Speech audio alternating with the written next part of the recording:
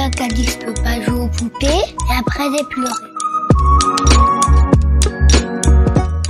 Bienvenue sur Papatriarcat. Je suis ravi de vous recevoir sur ce format appelé Réponse, tout simplement parce qu'en fait je vais répondre à un message audio qu'on m'a laissé via l'outil SpeakPipe. Je vous laisse le lien en descriptif de cet épisode. N'hésitez pas, vous avez 5 minutes pour donner votre avis. Alors quelque chose de positif, constructif, ou tout simplement pour dire que vous n'êtes pas d'accord sur un épisode, c'est tout à fait ok. L'idée c'est de pouvoir échanger ensemble avec de la nuance. C'est pour ça que 5 minutes ça permet de construire un argument, et surtout moi de pouvoir vous répondre derrière, afin d'enrichir un petit peu plus le débat que ceux qu'on peut trouver sur les réseaux sociaux.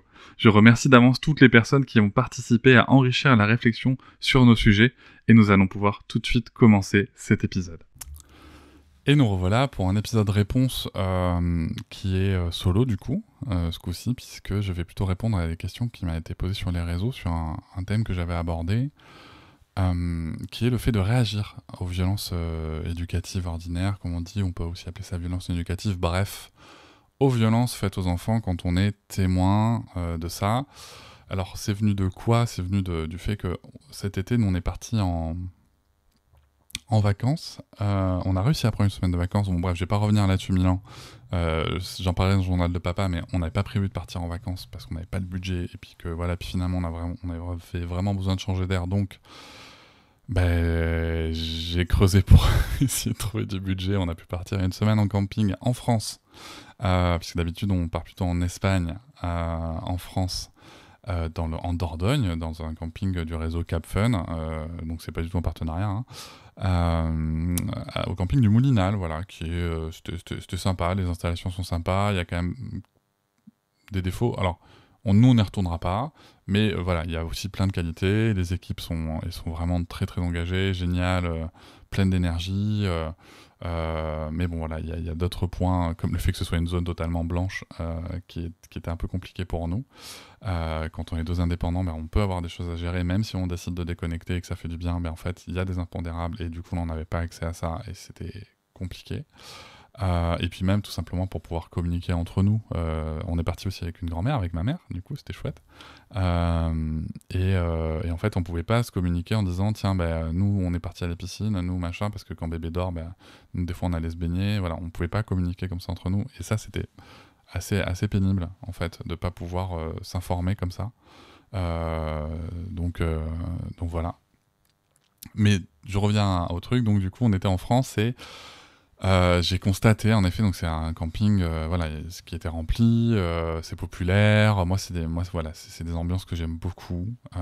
Je viens d'un milieu modeste, populaire, où on faisait du camping, où c'est des ambiances que j'aime beaucoup. Voilà, j'aime ce côté où on est ensemble et tout, même si pas forcément tout le temps, mais voilà, j'aime ces espaces-là.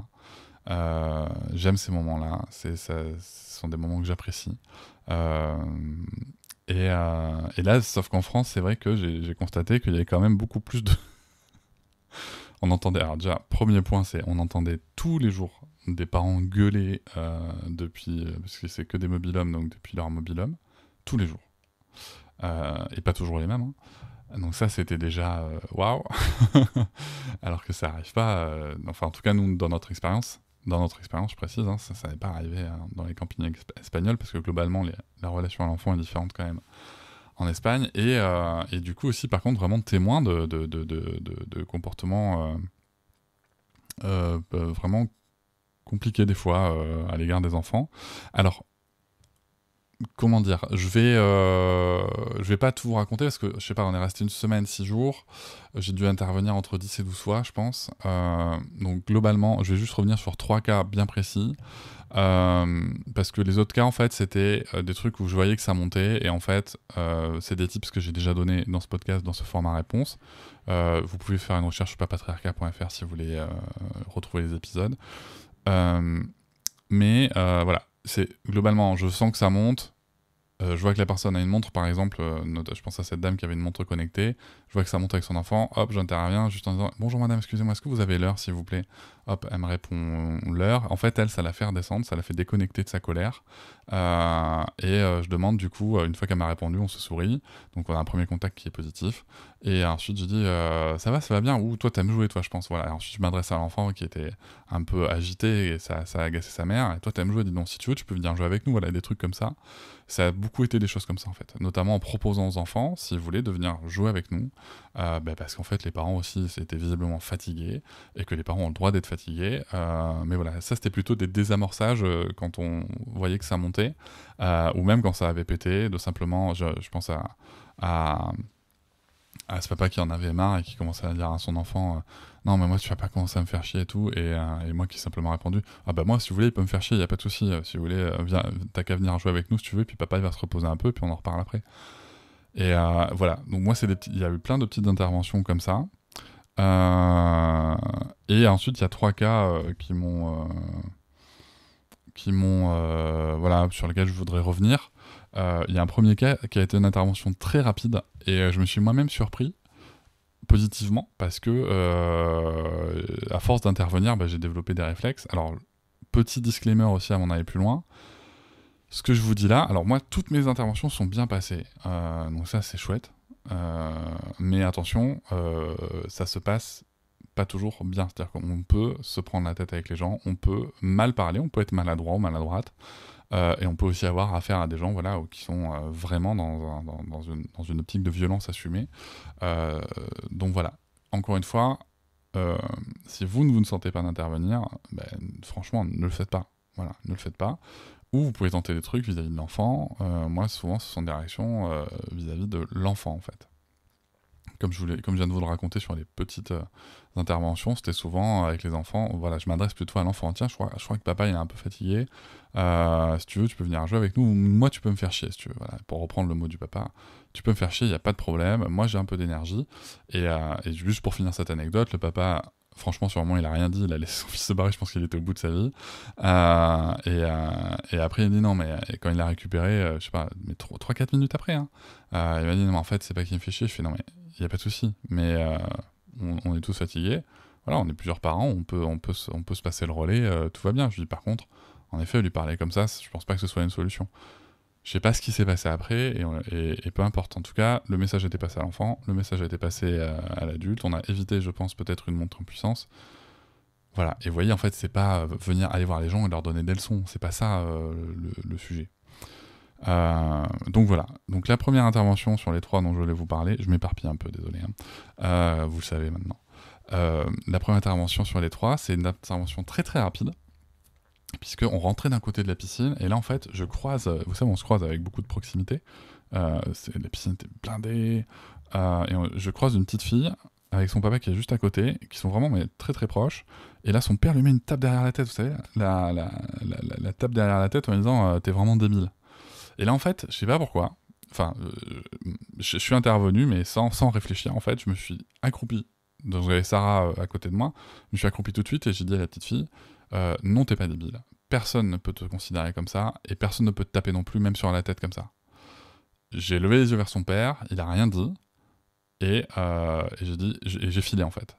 J'ai dit ce que j'avais à dire à l'enfant en fait. Je sais pas ce qui s'est passé derrière. J'ai jeté vite fait de loin ce qui se passait quand même, parce que peut-être que j'avais déclenché un truc, voilà, on sait jamais. Et en fait, à ma grande surprise, ils étaient posés au calme et ensuite il lui a fait un câlin. Donc je sais pas s'ils sont parlé, je sais pas s'ils ont parlé de ça. En tout cas, ça n'a pas monté plus que ça et moi j'ai passé mon message à l'enfant.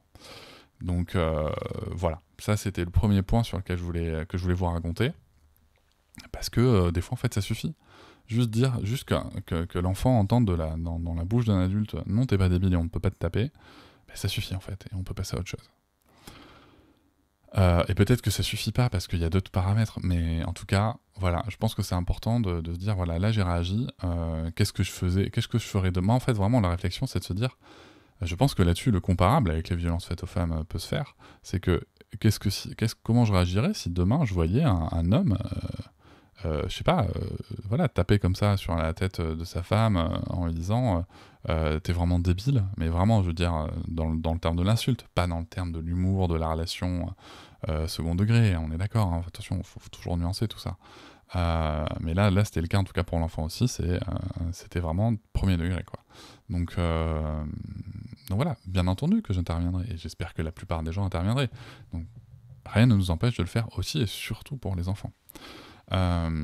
Deuxième anecdote, je finirai par la plus longue sûrement, mais aussi parce qu'elle se finit très très bien. Donc parce que là j'ai essayé de suivre l'ordre chronologique, mais non, du coup je vais finir par celle qui est la plus chouette, je trouve. À un autre moment, on était dans la grande piscine, ça c'était le dernier jour ou l'avant-dernier jour, je sais plus. Et il y a un enfant qui est là avec un gilet et qui pleure en fait. Il pleure sur le bord de la piscine et il tient son bras, et je suis avec Sarah, et Sarah me dit, t'as vu papa, l'enfant il pleure. Je fais, mais qu'est-ce qu'on fait? Elle me dit, bon, on va le voir. Bah, bien sûr ma chérie qu'on va le voir.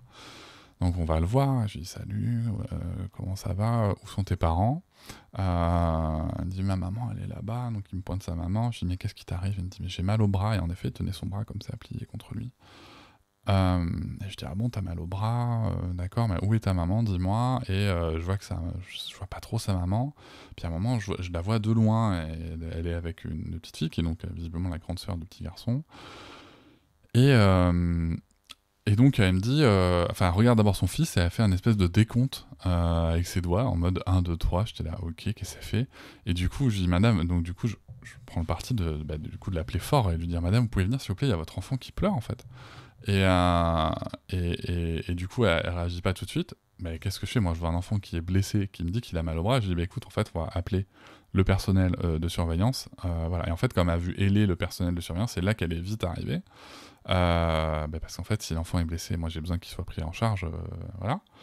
Et donc, elle me dit, le premier truc qui me vient en arrivant, c'est non, mais monsieur, faut pas l'écouter, il fait son cinéma et tout. J'ai écouté madame, il pleure. Il pleure, il est tout seul. Je sais pas comment vous réagissez, moi je laisse pas un enfant pleurer comme ça tout seul. En plus, il me dit qu'il a mal au bras. Et là, elle me dit non, mais il a pas vraiment mal. C'est parce que moi je suis infirmière, donc voilà, c'est mon enfant, je sais quand même quand il fait du cinéma ou pas. Je dis, ah, mais ça, je remets pas en question ni vos compétences d'infirmière, ni votre relation avec votre enfant, du fait que vous le connaissiez ou pas. Moi, tout ce que je vous dis, c'est que je suis un adulte qui passe à côté, qui voit un enfant qui pleure, qui est seul, et qui dit qu'il a très mal au bras. Donc voilà. Et donc du coup, là, je demande à l'enfant. Donc cet enfant me dit qu'il s'appelle Milo. Je lui demande comment il s'appelle. Donc il me dit Milo. Et je dis, moi, c'est Cédric. Et je lui dis, est-ce que tu veux me raconter ce qui t'est arrivé? Et là, en fait, il me dit, j'ai mal au bras parce que c'est mon papa qui m'a attrapé par le bras. Ah bon? Ah, donc là, la dame, elle est un petit peu gênée, elle me dit... et là, sa première réponse, c'est de dire, oui, c'est parce que tu m'as insulté. Donc là, tu vois, le premier truc dans ma tête, je me dis, mais putain, mais est-ce qu'on peut arrêter de justifier la violence faite aux enfants, s'il vous plaît? Alors, Milo devait avoir, pardon, j'ai pas précisé, Milo devait avoir 8-9 ans, je pense.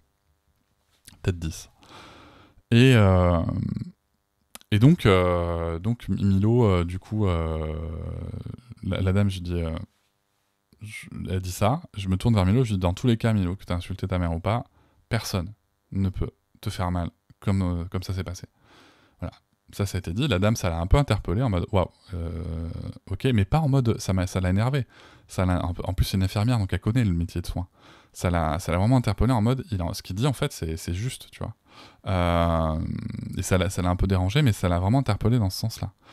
Et je vais te dire ce qui m'a confirmé dans cette idée juste après, puisque dans la discussion, ça ressort. Et je lui dis, qu'est-ce qui s'est passé? Et donc, en fait, il m'explique. Voilà, il m'explique que, déjà, il regarde sa main en disant, non, je t'ai pas insulté, je t'ai juste répondu. Mal répondu. Déjà, c'est intéressant parce que l'enfant voit déjà le degré de nuance entre l'insulte et la réponse. Mais c'est intéressant parce que cette réponse, cette insolence, entre guillemets, de l'enfant était prise comme une insulte par l'adulte, juste parce qu'on a osé remettre en question la toute-puissance de l'adulte. Donc déjà, c'était intéressant de voir cette nuance-là.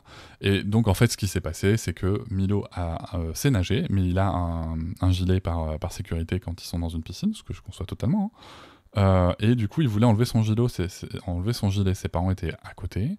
Mais en fait, ses parents avaient pas envie de le surveiller. Voilà. Et sa mère, c'est mot pour mot ce que sa mère lui a répondu. Elle lui a dit, mais on t'a dit qu'on n'avait pas envie de te surveiller là, qu'il fallait attendre, machin. Et lui, il a dit, mais moi, j'avais envie d'enlever mon gilet. Donc voilà. Et donc, il a répondu à sa mère, ça me saoule, ou un truc comme ça. Voilà. Et du coup, son père l'a attrapé, assez fort en tout cas pour le tirer en dehors de la piscine. Et en effet, Milo avait un petit départ de bleu sur le bras. Bon. on se raconte ça. Du coup, ensuite, elle me dit oui, puis là, vous voyez, il pleure, il fait semblant, machin et tout. Et Milo, donc, à la fin de l'histoire de Milo, quand il raconte comment son père lui a fait mal, sa mère me dit mais vous savez, moi, je suis pas d'accord avec ces principes éducatifs de mon mari. Et je dis mais en fait, madame, il n'y a pas à être d'accord ou pas. C'est interdit par la loi. Là, c'est pas toujours ma phrase préférée, mais juste pour la rassurer, elle, en fait, j'ai voulu poser ça. Et elle me répond c'est vrai, vous avez raison. Et je lui dis, vous êtes infirmière, qu'est-ce que vous diriez à une femme que vous verriez arriver à l'hôpital ou là où vous exercez avec des marques comme ça en disant, mon mari m'a tiré par le bras, il m'a fait mal. Et elle m'a dit, oui c'est vrai, mais bon là, moi j'étais fatigué. Je dis, mais je comprends madame, il n'y a pas de souci, je comprends que vous soyez fatigué.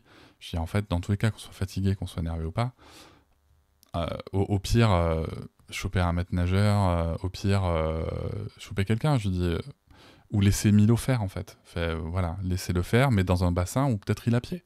Si ce qu'il veut c'est s'exercer à nager, peut-être le laisser faire dans un bassin où il a pied, parce qu'en fait il y avait différents bassins, différentes tables de bassins, notamment la piscine intérieure et tout. Je dis pourquoi pas laisser aller à la piscine intérieure ou avec lui. Et en fait elle me dit mais en fait on n'y a même pas pensé. Je dis d'accord. Et du coup, je dis ça arrive souvent ça, Milo, que ton papa il te fasse mal. Et il me dit de temps en temps et tout. Je dis bah madame, écoutez, je pense qu'il va falloir peut-être regarder ça. Elle me dit non, mais je vous assure, il a pas vraiment mal. Là, il fait juste son cinéma parce qu'il a son gilet. Je lui dis bah, ok, d'accord. Et du coup, je regarde Milo, je fais qu'est-ce que t'as envie de faire toi, Milo? Et moi, je veux nager sans mon gilet. Je dis écoutez, madame, si vous êtes fatigué ou occupé, il y a pas de souci. Moi, je suis avec ma fille, on peut jouer avec lui un petit peu et je peux le surveiller, il y a pas de problème. Elle dit non mais c'est bon maintenant ça va mieux, je vais le surveiller. Donc Milo enlève son gilet et elle me dit vous allez voir. Et là en fait il s'est passé un truc d'hyper intéressant parce que elle pensait que Milo allait enlever son gilet et que tout à coup il allait arrêter de dire qu'il a mal, etc. Je pense. Hein, et en fait Milo enlève son gilet, il vient dans l'eau, il essaye de nager et il n'y arrive pas parce qu'il a mal au bras. Et il dit à sa mère en fait maman j'ai trop mal au bras, j'arrive pas à nager. Et là, sa mère, elle me regarde avec vraiment un truc genre putain, mais c'est pas vrai quoi. Et en fait, là, ils sont sortis. Ils sont sortis de l'eau en disant bah attends, on va aller regarder ça de plus près. Je ne sais pas la suite. Voilà, je ne sais pas la suite. La seule chose que je peux vous dire, c'est que on retrouve Noëlla ensuite. Je sais plus si elle nous rejoint ou si on la retrouve au Milo, je sais plus. Bref, on se retrouve et je lui parle du petit Milo. Et truc de dingue. Parce qu'on était déjà allé à la piscine le matin, je crois. Ouais, enfin, elle, en tout cas, elle y était allée le matin. Et elle me dit, mais en fait, chérie, ce petit Milo, là, je l'ai déjà vu. Il était déjà en train de pleurer sur l'eau de piscine le matin, quoi. Et je suis déjà allé le voir aussi. Et là, tous les deux, on s'est dit, putain, merde. On aurait dû, peut-être, prendre plus de renseignements et aller, en fait. Et signaler, en fait. Voilà. Ça c'est notre petit retour entre nous. On se dit bah mais merde, on aurait dû aller plus loin avec cet enfant là. Du coup je me rappelle maintenant que c'était le vendredi soir puisqu'il y avait le spectacle Aladdin le soir et que je m'étais dit je vais essayer de guetter voir s'ils vont au spectacle ou pas. Bon, on les a pas vus le lendemain à la piscine, on les a pas vus non plus, mais il y avait plus grand monde, beaucoup de gens avaient quitté le camping. Et voilà. Donc, en tout cas, en intervenant, en tout cas, Milo a entendu des adultes lui dire que ça allait pas. La maman a entendu quelqu'un lui dire que, en fait, les agissements du père, ça allait pas. Mais que c'était pas sa faute, hein, spécialement, d'accord. Donc voilà. Vous pouvez en penser ce que vous voulez. Je dis pas que mon intervention, elle est bien, pas bien, parfaite ou imparfaite. C'est pas le sujet. Le sujet, c'est juste ce que je veux, c'est vous raconter. Voilà comment ça peut se passer. Et du coup, je vais raconter la dernière anecdote que je vais vous raconter parce que ça, elle me fait plaisir parce que donc ça se termine bien. On est à la piscine. Donc encore une fois, la grande piscine où il y a plus de monde. Je suis avec Sarah encore une fois. Et il y a tout à coup en fait, on faisait pas trop gaffe, ça se passait bien. Enfin voilà, il y a des enfants qui s'agitent avec leurs parents. Enfin, c'est une piscine de camping. Pendant les vacances d'été, quoi. Je veux dire, rien de bien folichon. Et en fait, on a un moment, on entend un daron qui crie à son enfant non mais maintenant t'arrêtes, c'est pas possible là. Mais vraiment, bon bien entendu, moi je hurle pas dans le micro, mais voilà, il hurle vraiment fort. Et du coup, comme beaucoup de gens, on se retourne avec Sarah, et Sarah elle me dit qu'est-ce qui se passe? Je dis je sais pas, je regarde. En fait, en effet, il y avait donc une famille avec un papa, une maman, une sœur, enfin une fille et un garçon. Le garçon devait avoir à peu près 10-11 ans, je pense. Et du coup, en fait, le père se rend compte qu'il a hurlé et que tout le monde le regarde. Et là, on sait bien ce qui se passe, hein, c'est que tout à coup, il y a un enjeu de je dois prouver mon autorité qui arrive, mon autorité publique. Euh, du coup, en fait, le garçon, il s'agite toujours un peu dans l'eau. Et le père s'énerve de plus en plus. Et je me dis, putain, il va le frapper, il va le frapper, il va le frapper, il va le frapper. Donc je me tiens pas loin, je me dis, si je le vois lever son bras, je saute dessus, quoi. je ne laisserai pas ça se produire. Et en fait, non, il le frappe pas. Il lui dit, si tu continues, tu vas rester 5 minutes assis là sur le bord de la piscine. Alors, ça va peut-être vous attrister venant de moi, mais le premier truc que je me dis, c'est putain, au moins il va pas le frapper. Voilà. C'est vraiment ma première réflexion, c'est de me dire, au moins il va pas le frapper. Et après, je me dis, je vais rester en observation, et si je trouve une fenêtre, je vais y aller. Parce que c'est toujours compliqué d'intervenir. Il faut trouver une fenêtre. Parce qu'en fait, si on intervient sans fenêtre, ou sans contact visuel avec l'enfant ou avec le parent, c'est ça aussi que j'appelle des fenêtres, on s'expose en fait à vraiment être dans l'intrusion. Et ça, c'est pas souvent bien reçu.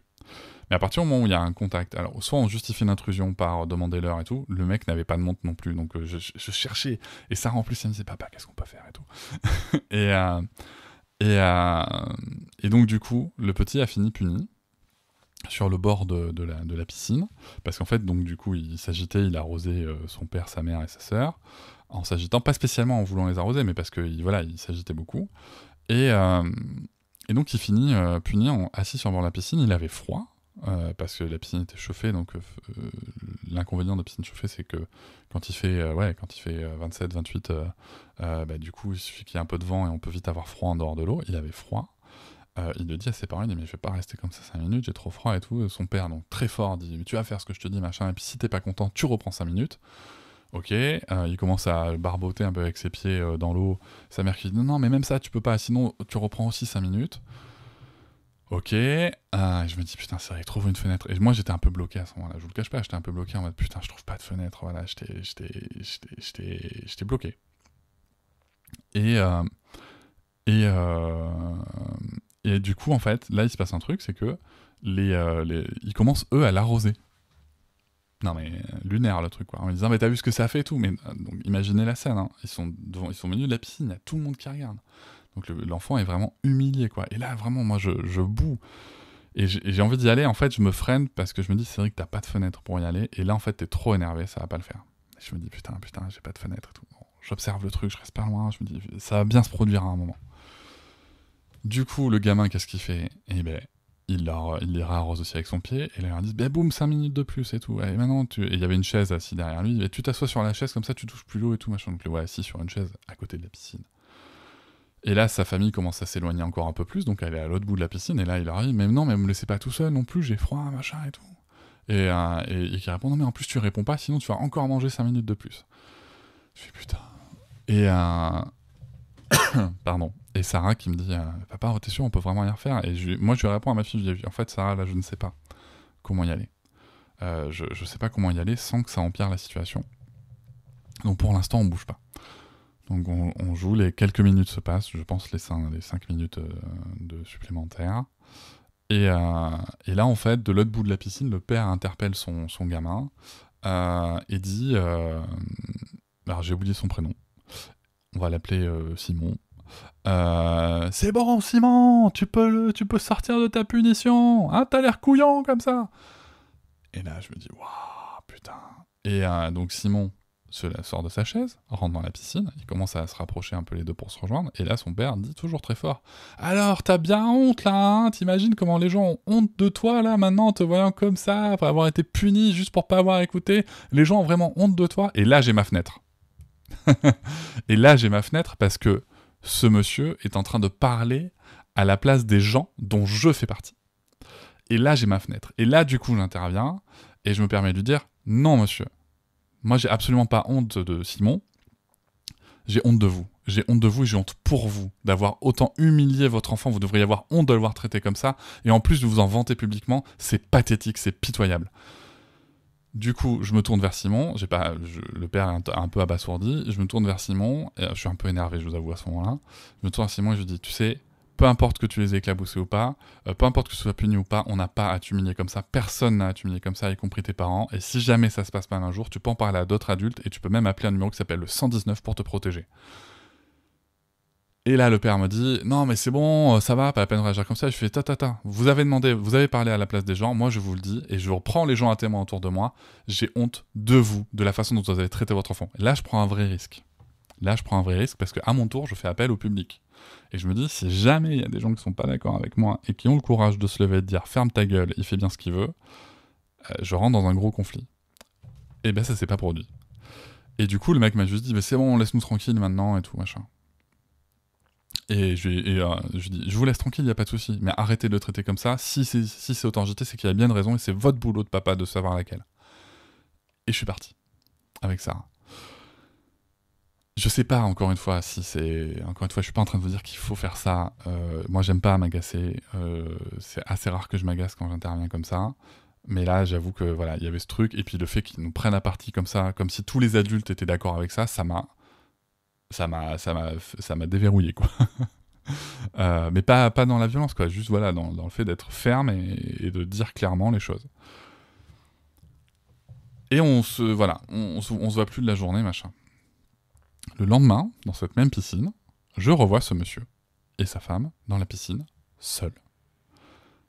Je les croise, nos regards se croisent, je veille à ne pas avoir l'air méchant, j'ai plus de colère ni rien en moi, hein, je veille à pas avoir l'air méchant, mais je veille à pas avoir à trop sourire non plus parce qu'il peut croire que je me fous de sa gueule.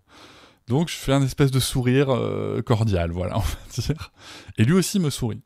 Je dis, ah tiens, bon bah cool, tu vois.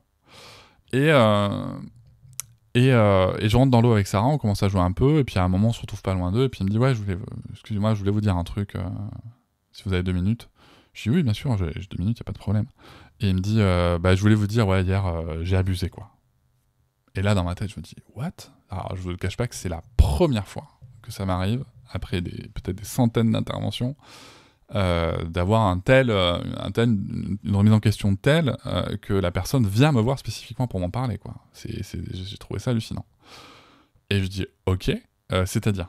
Donc j'essaie de le faire développer un peu. Il me dit, mais en fait, ouais, vous avez raison, j'aurais dû demander pourquoi est-ce qu'il s'agitait autant, au lieu de lui gueuler dessus, là, mais j'étais fatigué, on a passé la semaine, on a fait une grosse sortie la veille, j'étais saoulé. J'ai dit, mais c'est quoi le sujet? Mais en fait, voilà, il voulait aller d'abord au toboggan, sachant que les enfants étaient totalement dans l'âge pour être autonomes dans les toboggans. Et moi, je voulais d'abord, voilà, qu'on découvre cette piscine en famille, donc voilà, je voulais d'abord qu'on soit ensemble, mais c'est vrai qu'ils étaient agités pour les toboggans, et autant ma grande, elle a pas bougé, autant lui, voilà, il en pouvait plus, il est un peu plus petit, un peu plus jeune aussi. Et je dis, ah d'accord, ok, et du coup là, ils sont... Ben là, en fait, pareil, ils voulaient commencer par les toboggans, donc hier soir, on a reparlé. Bon, je me suis pas excusé non plus, faut pas abuser, j'étais là, bon, allez, c'est pas grave. Mais je lui ai dit que voilà, c'est qu'aujourd'hui il allait pouvoir aller au toboggan d'abord parce que visiblement il en avait besoin pour se défouler et que c'est peut-être ce que j'aurais dû faire hier, quoi. Je dis, bah écoutez monsieur, c'est cool. Je dis bravo et merci pour l'enfant, quoi. Enfin, c'est trop chouette que vous ayez été capable de l'écouter, et franchement c'est trop chouette en plus là que vous venez m'en parler. Je trouve ça génial, quoi. Enfin, vous avez une capacité de remise en question que j'ai rarement vue. Et je trouve ça trop cool. Et après, j'ai quand même voulu dire, mais vous savez, monsieur, moi aussi, des fois, je m'énerve, et des fois, il y a des comportements que j'aimerais pas avoir, et ça fait pas de vous un bon ou mauvais père, c'est juste que, voilà, là, je pense qu'il y a peut-être aussi le fait que ce soit devant tout le monde. Et lui-même me dit, oui, mais c'est clair qu'en fait, à partir du moment où j'ai eu crié une première fois, et tout le monde m'a regardé, j'ai vraiment cru qu'il y avait un truc qui se passait, où je devais rester le patron, quoi. Et je dis, mais vous savez, vous pouvez très bien être le patron et lui dire, va au toboggan, va te défouler, quoi. Si c'est ça l'idée, tu vois. Et il m'a dit, ouais, c'est vrai. Et du coup, il m'a dit, bon, bah écoutez, sans rancune. Je fais, ah non, mais il n'y a pas de problème. Et voilà, puis après, on est parti chacun de notre côté, on s'est recroisés le lendemain, et on souriait, c'était cool. Et voilà, et en effet, j'avais jeté un petit coup d'œil, je sais plus, 1 heure après, un truc comme ça, et en effet, les enfants les avaient rejoints, et ils jouaient ensemble, et c'était très détendu. Donc voilà, c'était ce que j'avais à vous partager comme anecdote, comme truc. Encore une fois, je le précise, hein, je suis pas en train de vous dire ce qu'il faut faire ou ne pas faire. c'est juste du partage d'expérience sur voilà, des situations sur lesquelles on peut intervenir et comment ça peut se passer. Et attention, ça peut aussi moins bien se passer, il faut savoir y être préparé. Je garde aussi à l'esprit que je suis un homme, d'1m93 et que ça peut être plus compliqué pour d'autres personnes et que c'est ok. Mais que voilà, vous pouvez retenir l'astuce de casser la dynamique en demandant l'heure ou en demandant le parfum de la glace aussi, c'est arrivé, tiens, ça aussi, pendant ce camping, où un enfant était en train de se faire engueuler pour sa glace et où je suis allé demander, tiens, ma fille voudrait savoir là, par rapport à sa couleur, c'est quoi le parfum s'il vous plaît. En fait, de venir casser la dynamique, ça apaise tout le monde. Voilà, et de dire à l'enfant, oh dis donc, elle a l'air bonne ta glace, parce qu'en fait, l'enfant était pas très content parce qu'en fait ils avaient plus de cornets à manger là. Ils avaient plus de cornets de glace donc ils étaient dans un petit pot et je lui dis elle est super bonne ta glace, ma fille en tout cas elle lui fait très très envie même dans un petit pot tu sais et voilà, et en fait ça suffit, tu vois, même pas besoin de rappeler quoi que ce soit à qui que ce soit, c'est juste casser le moment en fait, casser le moment. Et je vous invite vous à penser moi le premier à ces moments où on commence à monter en pression avec nos enfants, où on sent que ça monte. Si on avait une petite intervention comme ça qui venait nous casser dans cette dynamique, ben, franchement, dans la plupart des cas, peut-être pas tout le temps, mais dans la plupart des cas, ça permet de retomber. Avec un petit mot aussi envers l'enfant pour que l'enfant aussi retombe. Donc voilà. C'était mon petit partage. Ça vaut ce que ça vaut. Et je vous dis à très bientôt. Je vous remercie de m'avoir écouté. Je vous invite à vous abonner. Et nous pouvons aussi nous retrouver sur Facebook, Instagram et sur le blog papatriarcat.fr. À bientôt.